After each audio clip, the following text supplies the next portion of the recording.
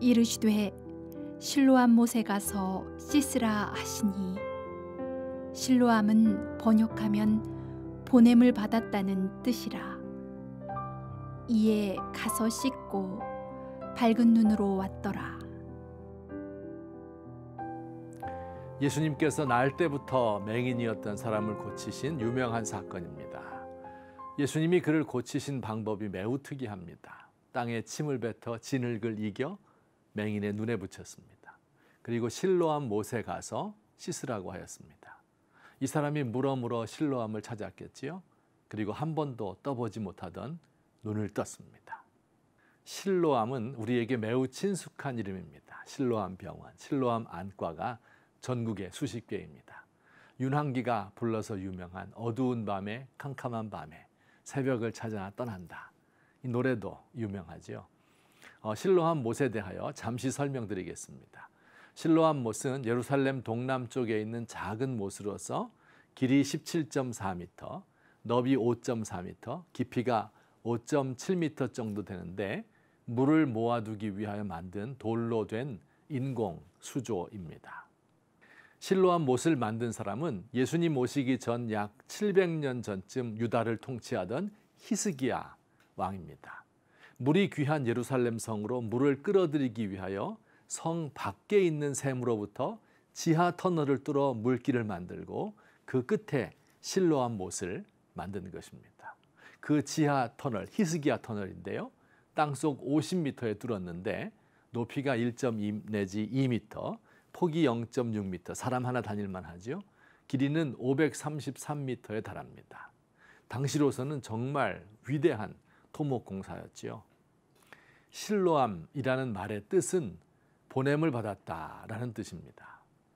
거기서 솟아난 물이 아니라 저 성 밖에서 보냄을 받은 물이라는 의미지요. 이 실로암, 즉 보냄을 받은 물, 이것은 예수님을 상징하는 말입니다. 예수님은 여러 차례에 걸쳐 자신을 하나님의 보냄을 받은 자라고 말씀하셨습니다. 우리 예수님은 하늘로부터 이 땅에 보냄을 받은 생수입니다. 실로암으로 가서 씻는 것은 무엇을 상징하는 것일까요? 바로 생수이신 예수님에게 와서 씻으라는 것입니다.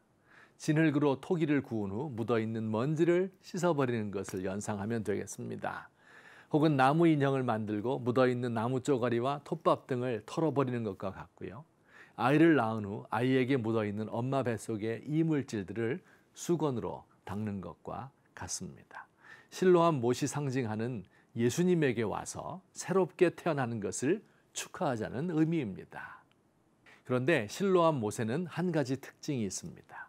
실로암 못은 물의 양이 많지 않고 또한 천천히 흐른다는 특징을 가지고 있습니다.